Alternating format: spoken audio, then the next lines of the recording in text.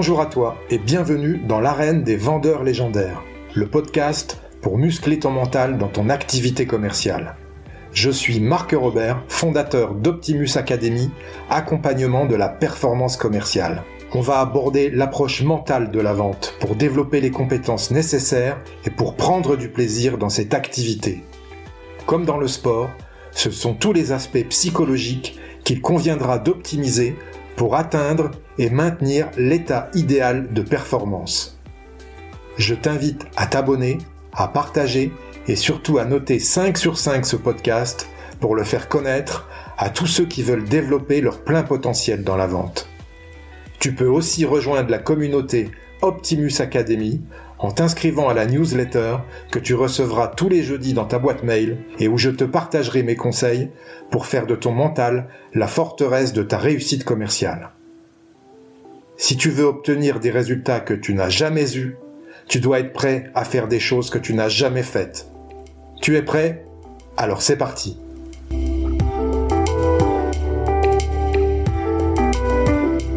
Aujourd'hui, pour le 15e épisode du podcast L'arène des vendeurs légendaires, j'ai le plaisir de recevoir Pascal Monin de 360 Piliers. Bonjour Pascal. Bonjour Marc. Est-ce que tu peux te présenter s'il te plaît pour nos auditeurs ? Oui, alors je m'appelle donc Pascal Monin, j'ai 44 ans depuis peu et je suis basé à Villefranche sur Saône. Voilà, je suis indépendant depuis maintenant 3 ans. Je dirige une société 360 Piliers qui est une société de conseil spécialisée dans le développement commercial et la vente. Voilà. D'accord. Qu'est-ce que tu entends par conseil ? Alors en fait, j'ai une approche qui mélange 3 choses en même temps, sans vouloir les faire de manière indépendante. C'est-à-dire que je fais du conseil opérationnel, c'est-à-dire que je suis aux côtés des dirigeants que j'accompagne, opérationnel, c'est-à-dire que on fait des choses ensemble. Je fais un peu de formation, mais pas au sens formation comme on entend actuellement. Mais plus à dire je les forme, on va dire, sur le terrain et en situation réelle. Je fais pas de la formation au sens formation du terme, c'est-à-dire que je fais de la formation sur le terrain avec les gens. Donc on peut apparenter ça à du coaching, et comme j'aime pas le mot, je dis que je fais du mentoring, c'est-à-dire que j'aime bien accompagner des gens de manière opérationnelle et leur apprendre un peu en 2 temps, une partie théorique et une partie opérationnelle. Un exemple, par exemple, la réponse à l'objection. Un truc que j'aime bien faire.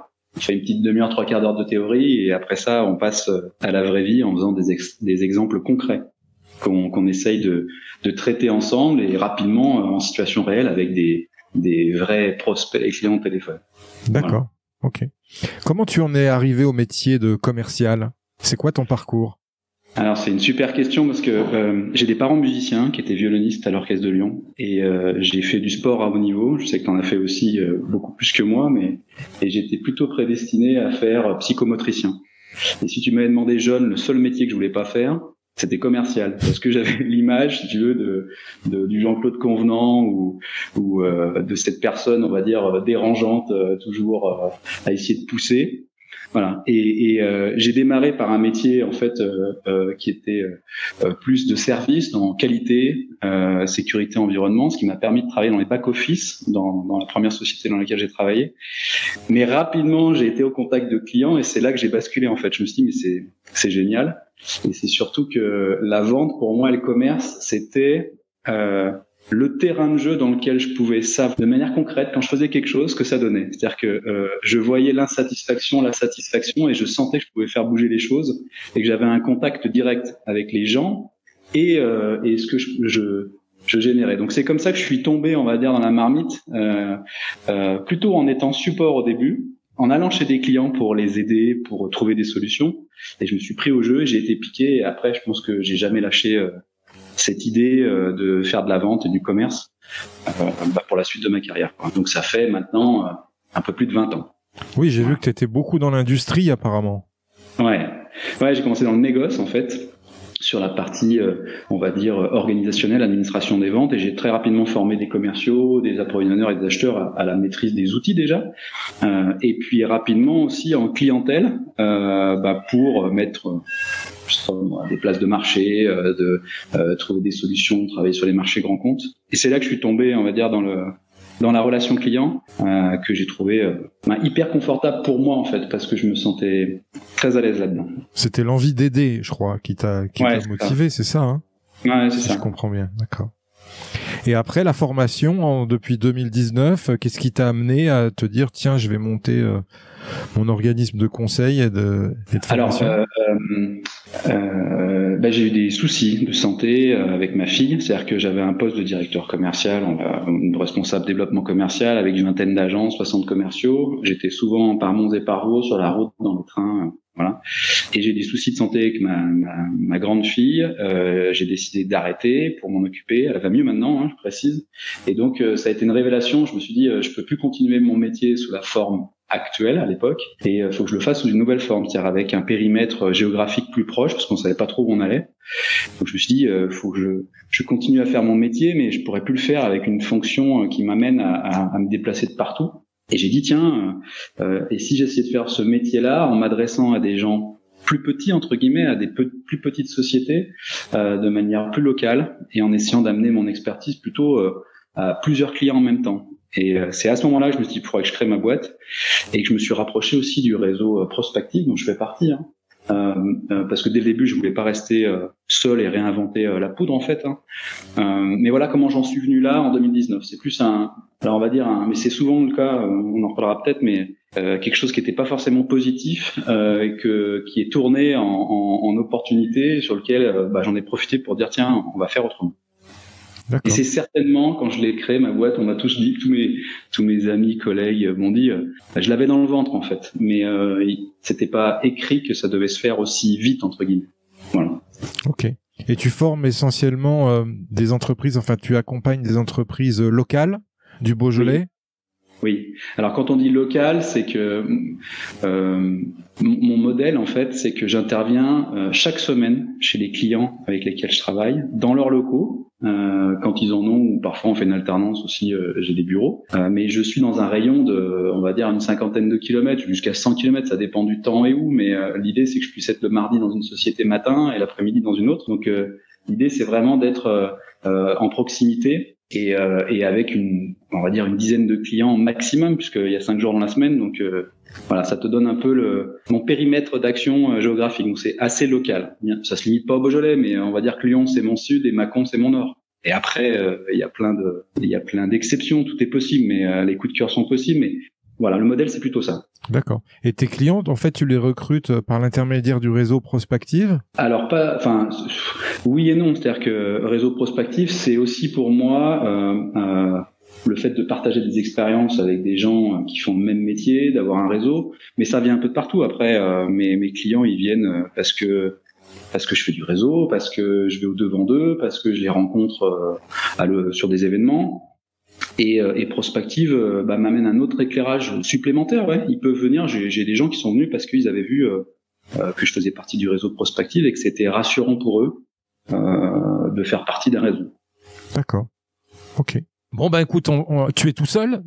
Autre question, tu es tout seul à l'heure actuelle dans ton entreprise, de collaborateurs? Oui, mais j'aime bien répondre. Je suis tout seul, mais on est plusieurs en fait. C'est-à-dire que je suis tout seul dans ma structure, mais je travaille avec beaucoup de gens, que ça soit pour moi ou pour et avec mes clients. C'est-à-dire que je m'appuie avec, j'ai des gens en temps partagé, moi aussi, qui m'assistent sur plein de choses. Voilà, que ce soit en communication, en traitement administratif parfois, je dis n'importe quoi. Voilà, c'est un réseau opérationnel que j'utilise moi et parfois dont je fais bénéficier les clients parce qu'il y a des choses qui sont ultra logiques. Je dis n'importe quoi, les sites internet, la communication, la prospection digitale, la prospection téléphonique. Voilà. Mais je m'en sers aussi. Je suis utilisateur des solutions que je préconise. D'accord. Mais je suis tout seul. Je suis le seul à bord, on va dire entre guillemets, dans le sens même pas salarié, mais dans la structure. Ok. Allez, on va démarrer cet entretien qui va parler beaucoup du mental, du commercial, de la vente. Première question, Pascal. Si tu devais résumer la vente en un verbe, quel serait-il? Aider. Je pense que c'est pour ça que j'ai fait commercial. C'est vraiment aider sincèrement. Si on est convaincu qu'on a une solution à apporter et qu'en face, je suis avec quelqu'un qui est dans le besoin, voilà, c'est vraiment aider. D'accord. Je comprends. Tu es pas le premier à donner ce verbe qui résume la vente. J'aime bien aider aussi. Quelle est pour toi la qualité mentale principale d'un bon vendeur? Alors, je vais avoir du mal à en dire qu'une, mais je pense qu'il faut être sincère. C'est pas je pense, je vais mettre sincérité en 1. Il faut être convaincu. Et il faut être sincère, c'est-à-dire que c'est un mélange d'honnêteté, enfin on y reviendra peut-être, mais ouais, sincère. Après, c'est sûr que il faut être enthousiaste, curieux et positif, parce que sinon, voilà. Mais je dirais sincère, et le petit trio derrière, je mettrais curieux, enthousiaste et optimiste et positif. Je sais pas comment. Mais j'aime bien ton adjectif de convaincu. Faut être convaincu pour être convaincant. Ouais, c'est ça. Sincère, c'est-à-dire que si tu peux pas aider, tu peux pas aider. Il y a des gens, des situations où je sens que faut dire, j'ai un doute, pas forcément un doute de ses capacités, mais un doute dans notre capacité à aider la personne. Donc, moi, je dirais sincère. D'accord. Les meilleurs commerciaux ont quelque chose à prouver. Qu'est-ce que tu penses de cette affirmation? Ça doit être vrai, et dans 5 minutes, tu vas me dire pourquoi et laquelle et toi. Ça doit être vrai. Je pense que tout à l'heure, je t'ai donné une indication en disant que j'avais besoin de sentir dans quelle mesure est-ce que je pouvais être aidant et je pouvais faire avancer et bouger les lignes. Je pense que c'est peut-être ça dont j'ai besoin moi. Et je pense qu'on a besoin tous d'un moteur, ouais, de sentir qu'on est, alors on va dire utile et actif, ouais, dans le bon sens du terme. D'accord. Ok. Quelle est ta vision du métier commercial en 2022? Alors moi, je prône la vente proactive. C'est un mélange j'ai adapté, j'aime bien la vente consultative avec un mode d'écoute, de capacité à faire un diagnostic rapide en mode médecin et en projection sur du long terme. C'est-à-dire que j'aime bien quand on approche quelque chose avec une vision sur le long terme, parce que ça donne des actions, on va dire plus courtes, mais qui sont pas les mêmes. Donc et que on soit dans l'urgence en ce moment des réseaux, du vite à consommer et ainsi de suite. Pour autant, je pense que voilà, ma vision, la différence se fera sur les personnes, les sociétés qui ont une vision à long terme. J'espère que j'ai répondu à ta question, mais la vente consultative, on va dire, c'est pour l'approche que je trouve indéniablement efficace et pour moi que voilà, j'adore ça. Proactive parce que j'aime bien rajouter ce côté passage à l'action. Et vraiment, je suis convaincu qu'il faut regarder loin, quoi. Okay. Donc aujourd'hui, plus que jamais, alors que, on va dire, les signes nous amènent à faire peut-être l'inverse. D'accord. C'est une nouvelle journée, un nouveau départ dans ta nouvelle vie de vendeur. Qu'est-ce que tu fais tout de suite, dès aujourd'hui, pour développer tes résultats de vente, pour les améliorer? Alors, je vais rester dans la ligne de ce que j'ai dit avant. J'ai une tendance à tout de suite faire une analyse rapide. Je vais tendance à checker, je vais regarder. Je suis commercial d'un secteur, où est-ce que je fais mes ventes, c'est quoi l'historique, si je reprends un secteur, par exemple, une société, je regarde ce qui s'est passé déjà, et je fais un check rapide, et tout de suite après, je vais aller sur le terrain pour aller constater par moi-même ou ressentir. J'ai besoin de ça, quoi. Donc, et je pense que je fais ça systématiquement, en fait. Que je sois en clientèle ou que ça soit face à une nouvelle situation, j'ai une tendance à d'abord essayer de faire un diagnostic rapide, par quelques questions ou par quelques analyses, et tout de suite passer à l'action derrière pour les ressentir, conforter, confirmer, ressentir. Pour être sûr, j'ai envie de te dire de la problématique globale avant de proposer une solution, c'est ça? Ouais, c'est ça. D'accord. Quels sont les fondamentaux du métier de commercial selon toi, Pascal? Alors moi, je suis un passionné de ce qu'on appelle la mécanique, ce que j'appelle la mécanique du commerce. C'est-à-dire les fondamentaux pour moi, c'est prospecter, c'est découvrir, c'est faire des offres, c'est prendre des commandes, c'est respecter ce qu'on a à faire après quand on a pris une commande, et surtout à la fin, on est très peu à le faire, c'est de réagir, c'est-à-dire de dire c'était bien, c'était pas bien, et est-ce qu'on recommencerait pas, quoi. Voilà. Donc, les fondamentaux pour moi, c'est la mécanique du commerce que je viens de te décrire en quelques étapes, que je trouve fondamentale, essentielle. C'est ton côté ayant travaillé beaucoup dans l'industrie, j'ai l'impression. Ouais, c'est pas que l'industrie, c'est même on parlera peut-être de sport, mais c'est mon côté routine que ce soit musicien, sportif, commercial, on est obligé de rentrer dans des routines et de pas réinventer tout. Donc là, c'est ce côté-là plus qu'industriel, parce que tu as raison. Je pense que je l'ai voulu l'imager après en mettant mécanique, mais j'aime bien cette histoire d'engrenage, tu vois, de différentes tailles qui amènent au résultat. Et en fait, c'est vraiment ça. Tu peux changer la taille d'un engrenage, ça va changer forcément la vitesse en sortie, mais voilà. Donc comme j'ai travaillé dans l'industrie, t'as raison, il y a une coloration industrielle, mais il y a vraiment ce côté routine que j'aime bien. Ok. Quelles sont tes valeurs dans ton activité commerciale ? Tout à l'heure, j'ai parlé de sincérité. Alors, je dirais loyauté, franchise. Je suis quelqu'un d'engagé aussi et de courageux. Courageux, ça veut dire transparence, de dire les choses. Souvent, je vais pas dire que je suis cash ou brutal, mais j'ai pas peur, quoi, de dire. Voilà. Donc, je vais dire loyauté, franchise, engagement, et puis courage. Ouais. Et j'ai remarqué d'ailleurs que quand tu dis les choses réellement qui font peut-être pas plaisir à entendre, souvent lorsque ça se passe bien et que la personne en face de toi accepte ce que tu dis, eh ben en fait tu noues une relation commerciale beaucoup plus longue sur un terme beaucoup plus long, parce que tu l'as pas pris pour ce qu'il était pas, quoi. C'est ça, on en revient à ce que je disais tout à l'heure, à la vision sur le long.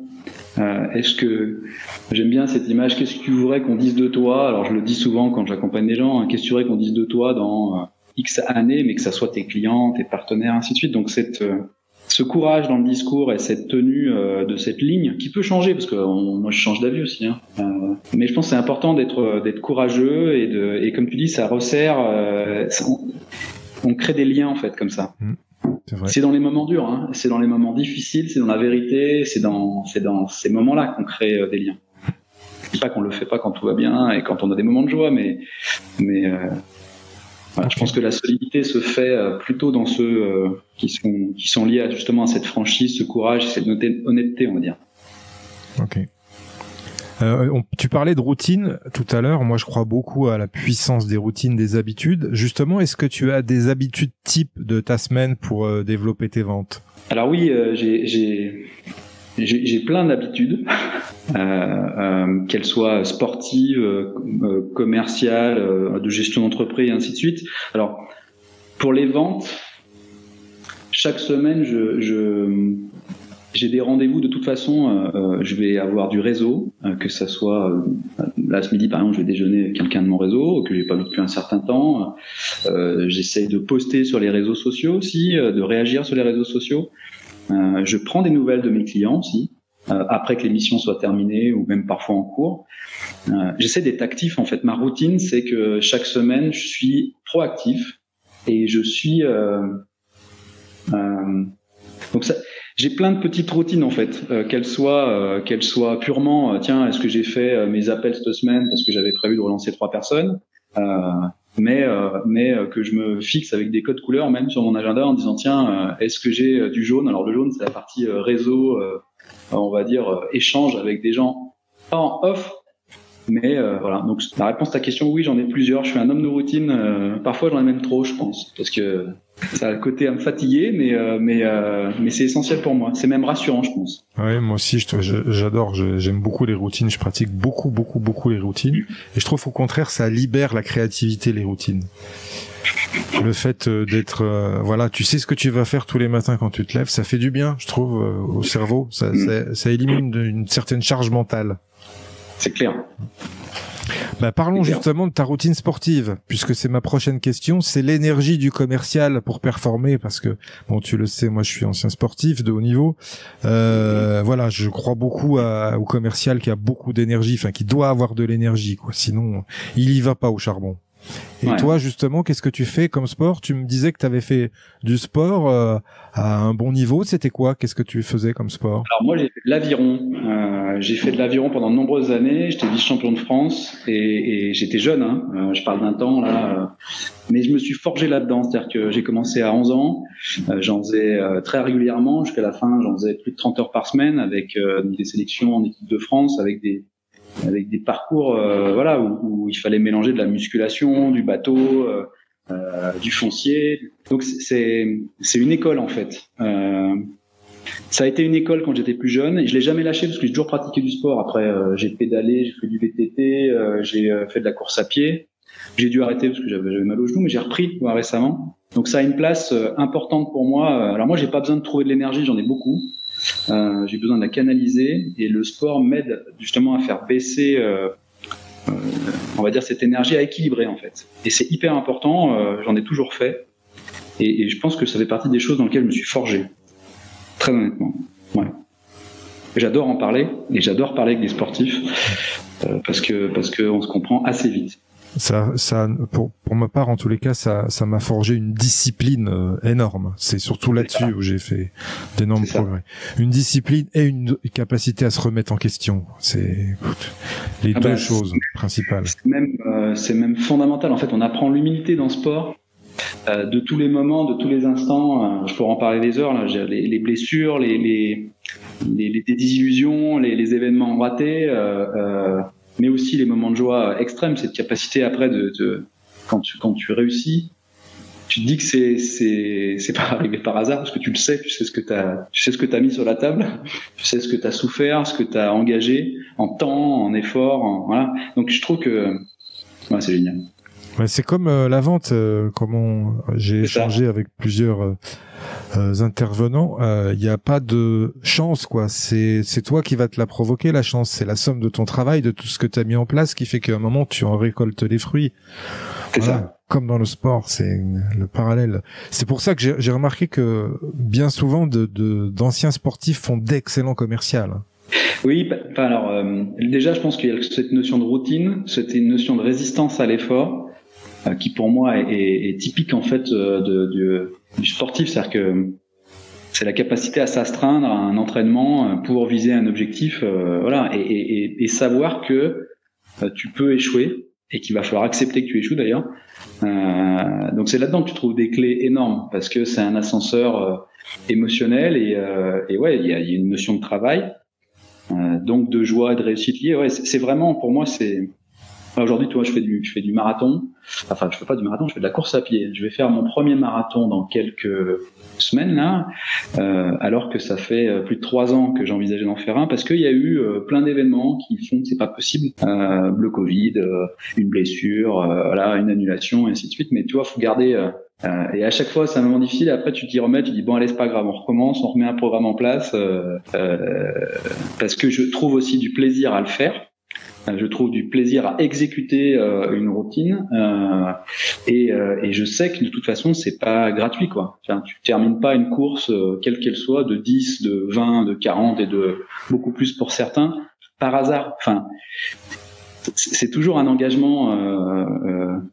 C'est toujours un engagement en fait. C'est sûr. Voilà. Faut compter la régularité de l'effort aussi. Comme dans la vente, c'est pareil, la régularité de l'effort. Et ça paye, on est régulier, ça paye.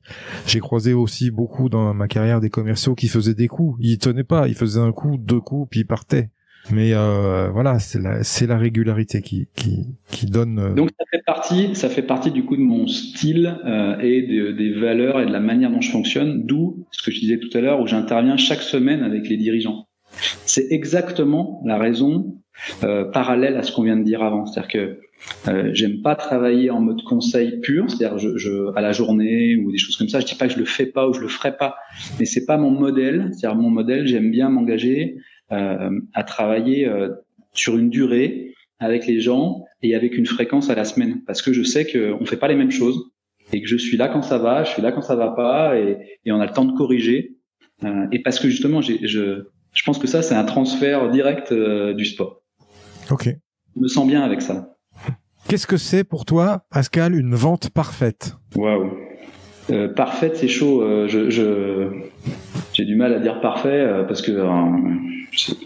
Mais on va dire que quand ton client te dit merci, c'est top, ça m'aide, et qui va jusqu'à la reco, dans la foulée, tu peux te dire que tu as fait du bon boulot, quoi. C'est ça, j'ai la même définition. Voilà. Merci. Et tiens, j'ai quelqu'un à vous recommander qui serait très intéressé par votre service. Ouais. Là, tu peux te dire Ouais, c'est la vente parfaite parce qu'en plus elle s'arrête jamais. Celle-ci, c'est une boucle permanente de recommandations. Oui, j'aime bien cette réponse plus que parfaite. C'est pas une notion, les gens de négo, de prix, de conditions. Non, c'est pas ça. C'est pas ça. C'est pour ça que j'aime bien cette idée de un client content, un client qui te le dit, c'est énorme, et en plus un client qui te recommande, c'est encore mieux. Justement, ça fait sens avec la prochaine question. D'un point de vue commercial, quelle est ta définition du succès? Alors pour moi, le succès, ça rime avec objectif atteint. On revient toujours à la notion de sport. C'est sûr que quand tu as mis un objectif et tu l'atteins, voilà, c'est ça le succès pour moi. Et tout de suite après, je te dirais qu'il faut qu'il y ait du plaisir. C'est-à-dire que il faut qu'il y ait du plaisir. Parce que parfois, tu vas atteindre facilement ton objectif, des fois, tu vas pas l'atteindre, mais tu as pu prendre énormément de plaisir. Tu as le droit de dire que c'est un beau parcours, quoi. Donc, je ferai une réponse à deux volets. L'atteinte des objectifs, ou le dépassement, c'est ça le succès, et le plaisir qui va avec. Je repense à ce qu'on disait tout à l'heure avec nos expériences de sportifs. Le plaisir, je suis d'accord, mais parfois, moi, j'éprouve de ce fait-là du plaisir dans la souffrance. Et ça, c'est pas donné, on va dire, à tout le monde d'éprouver du plaisir dans la souffrance, tu vois. Je suis d'accord avec ça et je comprends bien. Je partage et je comprends. C'est pour ça que je dis objectif et plaisir. Tu peux prendre le plaisir, même si l'objectif est pas atteint, mais tu dis, j'ai quand même fait quelque chose de bien, quoi. Voilà, donc tu peux considérer que être t'auto-féliciter parfois, même si c'est pas de manière financière ou de manière chiffrée, pile poil ce que tu avais attendu. Ok. Justement, est-ce que tu as une petite victoire que tu t'accordes souvent et qui rebooste ta confiance en toi? Les petites victoires, alors honnêtement, dans les petites victoires, je prends un rendez-vous, c'est une petite victoire, je signe un petit devis ou un gros devis, c'est une petite, j'essaye de célébrer les victoires, en fait, tout bêtement. J'en ai pas une en particulier, mais je suis assez exigeant avec moi-même et avec les gens avec lesquels je travaille, et c'est vrai que parallèlement à ça, j'arrive quand même à me dire, ça c'est bien, ça, t'as réussi ton truc, ou... Ok. Voilà. Quelle leçon as-tu apprises dans ton parcours commercial et qui t'a fait le plus progresser? Je pense que c'est j'étais salarié et j'ai eu du mal. Il a fallu qu'on me force un peu à comprendre la notion de faire plus de devis et faire plus de relances. J'ai une vision assez qualitative, certainement trop parfois, et il faut du quantitatif et il faut de la relance. Voilà, donc je pense que je l'ai appris avec le temps. Voilà, donc la leçon, on va dire, dans le parcours commercial, c'est peut-être ça, parce qu'au début, j'avais une tendance à réussir sans passer par là. Et on réussit encore mieux en faisant ça. Et j'étais obligé de l'admettre, et maintenant je suis au contraire prêt à le conseiller, et au contraire je le conseille même en disant faites-le, je l'ai fait, ça fonctionne, et ainsi de suite. Donc je dirais plus de relance, plus de devis. Notion de... Plus de quantitatif, tout à fait. Ouais. Ou parfois tu pourrais dire je vais pas le faire parce que tu vois ça fait trop, ou pourquoi je vais rajouter ça. Non, en fait. Et non, puis après c'est des stats, c'est des rapports de statistiques et de taux de transformation, c'est tout. Voilà, c'est ça. Ça je l'ai appris alors ça date maintenant, mais je sais que ça m'a bien marqué quand même. C'est vrai que c'est. Je repensais à ma carrière de basketteur, ça fait penser au taux de réussite au shoot, tu sais. Exact. C'est un bon exemple, c'est ça. Si tu prends 10 shoots, tu sais que t'en réussiras 5 sur 10, donc si t'en prends 12, t'en réussiras 6 sur 10. Voilà. C'est ça. Faut tenter, tirer à la cage, tirer au panier, ou essayer de rajouter 3 articles de plus dans un panier, ou de faire une proposition à un client où tu te dis ça va peut-être faire trop, toi, des pensées limitantes, et puis surtout la relance aussi, j'insiste, mais tiens, il veut plus me parler, ou tiens, ça l'intéresse pas, tiens, voilà, il y a ce côté mécanique que j'ai appris avant, la mécanique dont je t'ai parlé tout à l'heure, c'est ce côté volume et routine dans la relance. Voilà. Je suis d'accord, dans les relances, en fait, tu peux ressortir des choses du placard auxquelles tu pensais plus du tout, puis finalement tu t'aperçois que y avait quelque chose à faire. Et tous les jours, ça m'arrive, et tous les jours, la relance nous surprend avec des mois parfois, des mois. Ah ouais. Et ça nous surprend. Quel est le meilleur conseil qu'on t'ait donné dans ta carrière commerciale, Pascal? De oser, je pense. Oser. En fait, la première chose, c'est qu'on a, la première formation s'appelait Déclic, je crois, et j'ai appris à dire non. Oser dire non. Alors que je suis plutôt un garçon qui a pas de problème avec le oui et le non, mais savoir le dire. Et là, j'ai appris à oser, en fait, à formuler. Et après, j'ai extrapolé ça à apprendre à oser. Moi, j'ai commencé par le non. Et après, j'ai appris à dire oui. Après, j'ai appris à demander aussi. Et après, j'ai appris plein de choses, en fait. Et je pense que le plus révélateur, ça a été oser dire non. D'accord. Quelle est selon toi ta plus grande qualité commerciale qui te rend unique, authentique et non normé? Ma sincérité et mon humilité. C'est-à-dire que j'ai pas de peur de dire que j'échoue et que je galère et que c'est dur, que ça soit pour moi avec des clients, ainsi de suite. J'ai pas de problème avec ça. Ok, intéressant. On sous-estime souvent l'importance de l'organisation dans le métier commercial. Quelle est pour toi la bonne organisation commerciale? Waouh, là il faut 2 heures, mais déjà il en faut une.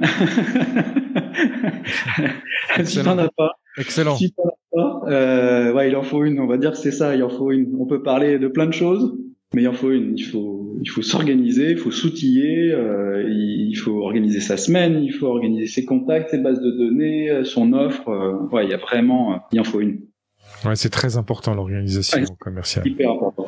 Beaucoup de vendeurs travaillent un peu au doigt mouillé comme ça et bon, c'est pas la meilleure solution pour être sûr de pas perdre un contact dans son CRM par exemple. Je pense à ça parce que pour moi le CRM ça a révolutionné le métier. Et quand tu rentres tous tes contacts dans tes CRM et que tu fais tes relances au bon moment, c'est vraiment du bonheur, quoi. Alors, tu parles CRM, mais il y a un truc moi, j'aime bien dire déjà de faire le tri, de savoir quels sont tes clients, entre guillemets, fonds de commerce, les gens réguliers, les gens sur lesquels il faut que tu portes beaucoup d'attention, les gens sur lesquels essayer de segmenter et voir comment tu organises ton temps vis-à-vis de ça, quoi. Essayer de mettre la production en face des objectifs. Si t'es pas organisé, rien que sur ta clientèle, tu parlais de commerciaux qui font ça au doigt mouillé. S'ils le font, c'est qu'ils ont déjà une clientèle. Enfin, tu peux pas le faire si t'es obligé ou contraint de faire de la prospection. Là, c'est obligatoire. Mais ceux qui vont aller vers la facilité en fait de n'avoir peu ou pas d'organisation, c'est ceux qui ont déjà une clientèle, un fichier. Et là aussi, il y a du travail à faire pour être optimum, quoi. Voilà. C'est ce que tu dois faire beaucoup dans tes accompagnements, d'ailleurs, je suppose. Oui, je le fais et je le fais pour mes clients, pour les gens que j'accompagnais avant quand j'étais salarié et que j'avais des équipes. Hein.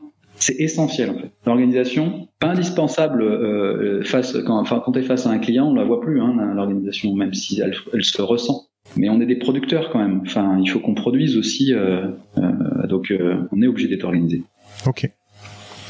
On va parler de la gestion des émotions dans la vente. C'est prioritaire puisqu'on sait qu'on achète tous avec nos émotions et qu'on justifie par la raison après. Ouais. Et notamment la gestion des émotions dans la pression des résultats. Est-ce que tu as une stratégie particulière pour bien gérer cette émotion ? J'ai 44 ans et je continue toujours à essayer d'apprendre à gérer mes émotions. J'en ai pas mal et je joue avec et j'apprends aussi aux gens à jouer avec les leurs.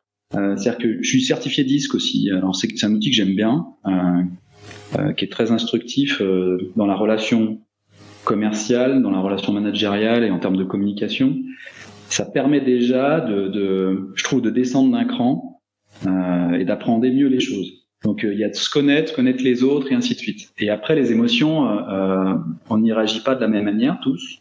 Donc quand elles arrivent, il faut déjà se connaître soi et puis essayer de voir comment réagissent les autres. Donc je sais pas si c'est une bonne réponse, mais j'aime bien utiliser entre guillemets ces outils-là, cette connaissance de soi et des autres.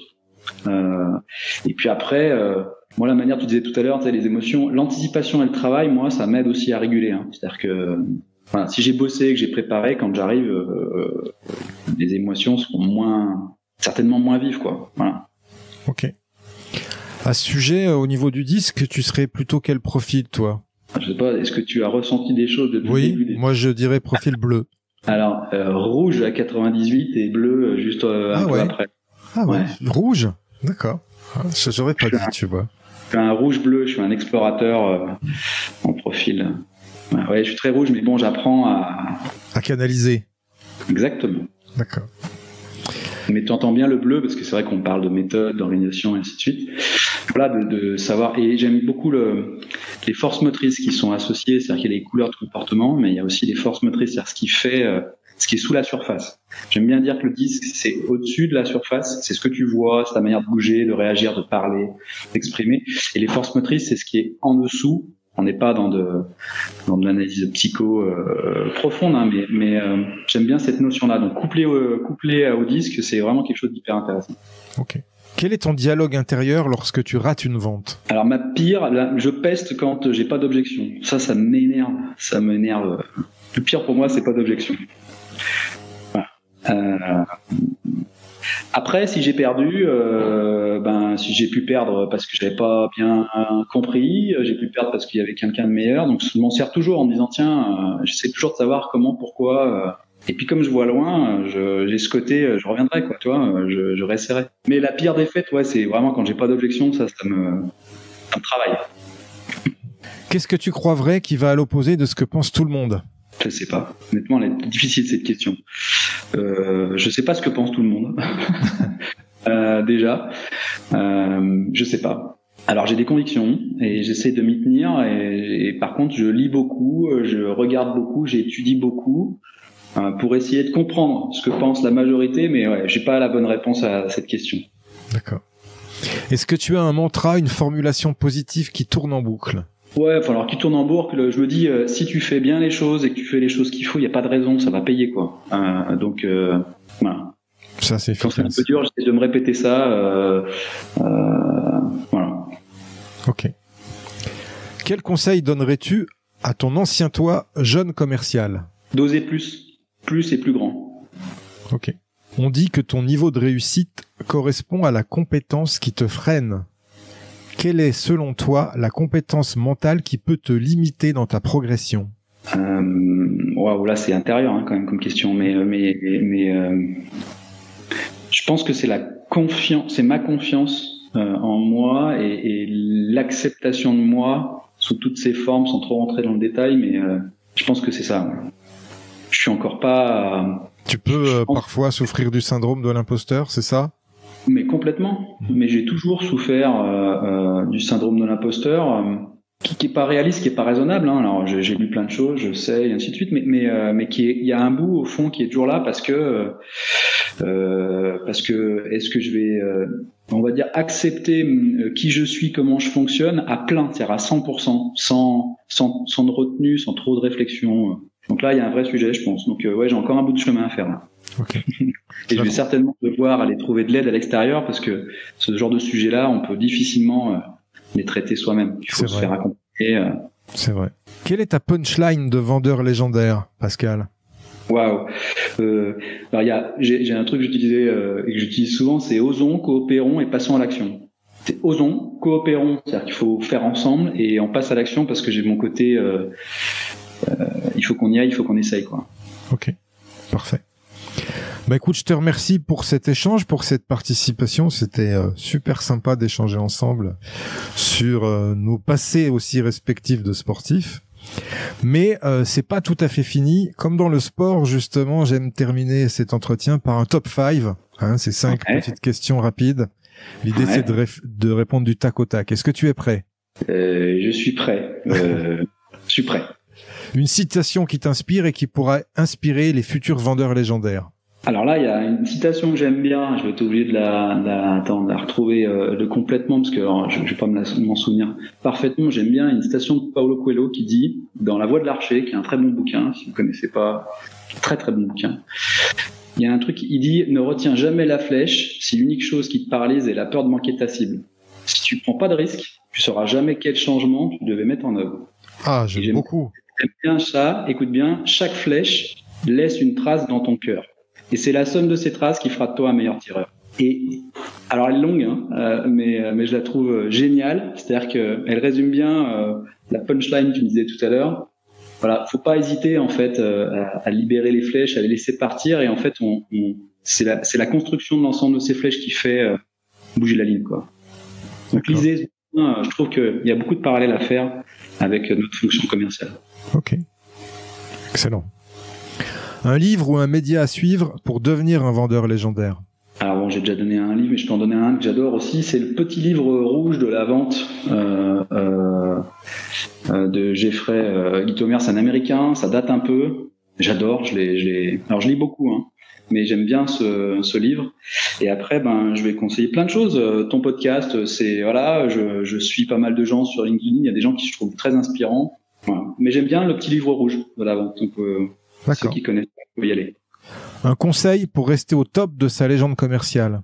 Prospecter et faire du réseau. Une question à poser à son client qui gagne à tous les coups? Justement, c'est de lui poser quelle question est-ce que je vous ai pas posé, qu'il aurait fallu que je vous pose, ou vous attendiez de moi, ou le sujet sur lequel qu'on n'a pas traité. J'aime bien en fait poser la question à l'interlocuteur. Ok. Une croyance limitante que tu as su briser? Le prix et le montant en fait des devis. C'est-à-dire, il y a des moments où je crois que j'avais du mal avec ça. C'est pas à nous de répondre à la question des moyens que la personne veut allouer à traiter ou à résoudre ou un problème. C'est pas voilà. Donc ça, j'ai réussi à. Bon, c'est un moment déjà, mais c'était important. Ok. Avant de se dire au revoir, Pascal, est-ce que tu as un invité à me recommander qui a su développer un mental fort dans son domaine commercial et qui pourrait inspirer nos auditeurs? Alors oui, je peux. Je l'ai pas prévenu, mais j'ai rencontré un dirigeant d'entreprise qui en plus est dans le commerce, puisqu'ils vendent la prospection externalisée, et je le trouve inspirant. Donc c'est Jean-Michel Bergeau, qui est le patron de la société Recom à Lyon. Donc pourquoi pas, il est pas prévenu, mais je trouve que voilà, son métier c'est de faire de la vente et de la prospection, et il dégage quelque chose, que ce soit l'homme et l'entreprise. Je trouve que c'est très intéressant. Parfait. Ok. On peut le trouver sur LinkedIn, je suppose. Ouais. Et puis je peux te faire une mise en relation. Tu peux me faire une reco. Ouais, je peux. Ça marche. Où on peut te retrouver? On peut me retrouver sur LinkedIn, on peut me retrouver sur le web, sur mon site web, on peut me retrouver à travers le réseau Prospective, on peut me retrouver à pas mal d'endroits. J'espère que vous me retrouverez. Donc ton site web, c'est 360piliers.fr. Ouais. Ok, super. Je te remercie Pascal pour cet échange. C'était génial, et j'espère que j'espère que c'était bien pour toi. Moi, je trouvais ça très bien. Alors, petit clin d'œil, j'ai acheté bien sûr ton livre que j'ai pas eu le temps de lire complètement, mais tu m'avais envoyé le lien. Mais t'as commencé? J'ai fait ce que j'ai fait, j'ai picoré, j'ai fait des allers-retours déjà. Donc j'ai trouvé ça très bien. Donc ça va faire partie de ma boîte à outils, parce que je considère les livres comme des outils. Et là, t'as fait un bel outil. Ok, super. Je te remercie. À bientôt, Pascal. Merci, bonne fin de journée. Merci, au revoir. Salut, ciao. Merci à toi, cher auditeur, d'avoir suivi l'épisode jusqu'au bout. J'espère qu'il t'a plu, que tu as appris des choses et surtout que tu vas pouvoir les implémenter dans ton activité pour améliorer tes résultats. Pense bien à noter 5 sur 5 ce podcast sur ta plateforme d'écoute et à le partager. Je te dis à bientôt pour le prochain épisode. Mentalement fort. We'll be back.